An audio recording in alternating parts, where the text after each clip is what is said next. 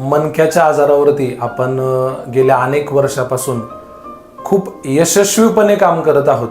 पुणे जिल्हा हा. तालुका मावळ. पाय दुखत होतं, चालता येत नव्हतं.